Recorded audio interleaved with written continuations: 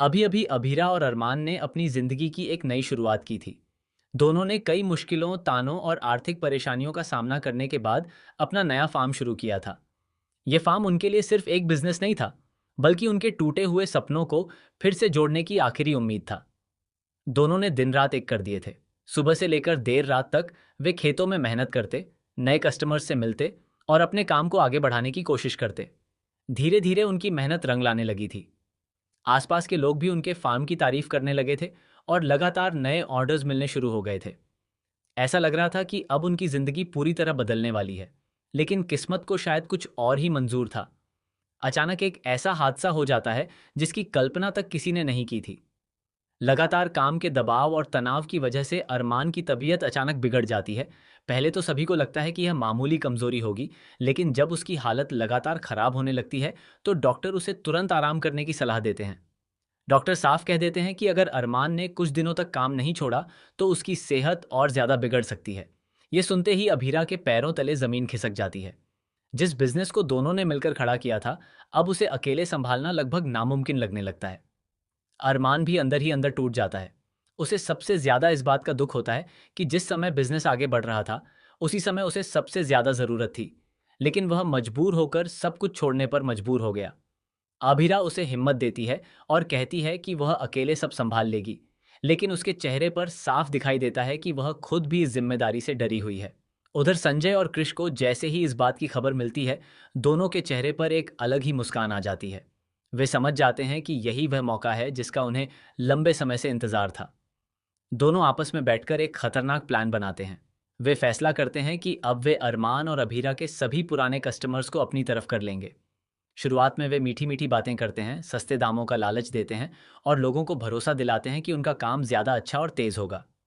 धीरे धीरे कई कस्टमर्स उनके झांसे में आने लगते हैं। इतना ही नहीं, संजय कुछ ऐसे लोगों को भी पैसे देकर अफवाह फैलवाता है कि अरमान का फार्म अब ज्यादा दिनों तक नहीं चल पाएगा। गांव में तरह तरह की बातें फैलने लगती हैं। लोग कहने लगते हैं कि अरमान की तबीयत इतनी खराब है कि शायद वह दोबारा काम ही न कर पाए। कुछ लोग यह भी कहने लगते हैं कि अभीरा अकेले इतना बड़ा बिजनेस नहीं संभाल सकती। इन अफवाहों का असर सीधे उनके कारोबार पर पड़ने लगता है। जब अभीरा को इन सब बातों का पता चलता है तो उसका दिल पूरी तरह टूट जाता है। उसे यकीन ही नहीं होता कि जिन लोगों ने कभी उनके साथ काम करने का वादा किया था, वही लोग इतनी आसानी से उनका साथ छोड़ देंगे। फिर भी वह हार नहीं मानती। वह फैसला करती है कि वह खुद हर ग्राहक से मिलेगी और उन्हें पूरी सच्चाई बताएगी। लेकिन इससे पहले वह दादीसा के पास जाती है। उसकी आंखों में आंसू होते हैं।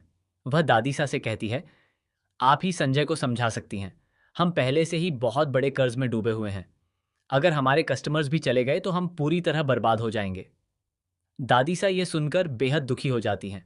उन्हें विश्वास नहीं होता कि उनका अपना परिवार ही इस मुश्किल वक्त में एक दूसरे का सहारा बनने के बजाय एक दूसरे को गिराने में लगा हुआ है। वे तुरंत संजय को बुलाती हैं और गुस्से में कहती हैं, अरमान और अभीरा पहले से ही इतनी परेशानियों का सामना कर रहे हैं। तुम हमेशा कहते थे कि तुम उनकी मदद करोगे।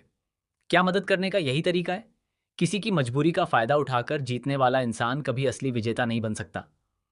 लेकिन संजय पर इन बातों का कोई असर नहीं पड़ता। वह उल्टा जवाब देता है कि बिजनेस में रिश्ते नहीं, सिर्फ मुनाफा देखा जाता है। यह सुनकर दादीसा को पहली बार एहसास होता है कि संजय का लालच अब सारी हदें पार कर चुका है। इसी बीच अभीरा हिम्मत जुटाकर दोबारा काम पर लौटती है। वह पूरे विश्वास के साथ अपने फार्म पहुंचती है, लेकिन वहां का नजारा देखकर उसके पैरों तले जमीन खिसक जाती है। जिन कस्टमर्स के भरोसे उसने नए सपने देखे थे, वे सभी संजय के फार्म पर जा चुके होते हैं। फोन करने पर भी कोई उसका कॉल नहीं उठाता। कई लोग तो साफ कह देते हैं कि अब वे हमेशा के लिए संजय के साथ काम करेंगे। अभीरा पूरी तरह टूट जाती है। वह खाली पड़े फार्म को देखकर फूट फूट कर रोने लगती है। उसी समय अरमान वहां पहुंचता है।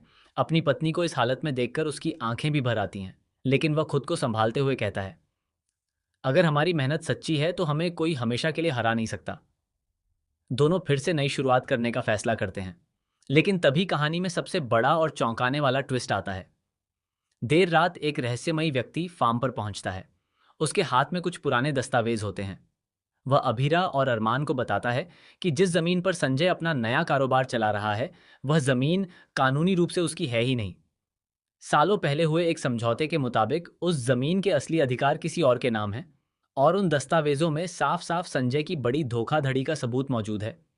पहले तो अभीरा और अरमान को इस बात पर यकीन नहीं होता, लेकिन जब वे सारे कागज ध्यान से देखते हैं तो उनके होश उड़ जाते हैं।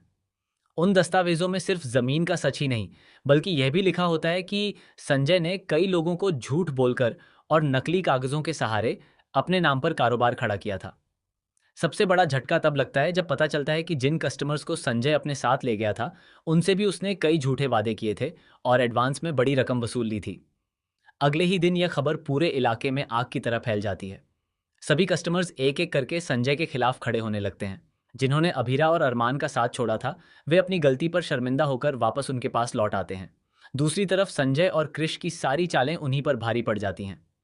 कानूनी कार्रवाई शुरू होने की खबर सुनते ही दोनों के चेहरे का रंग उड़ जाता है। जिस जीत का जश्न वे मना रहे थे, वही जीत अब उनकी सबसे बड़ी हार में बदलने वाली होती है।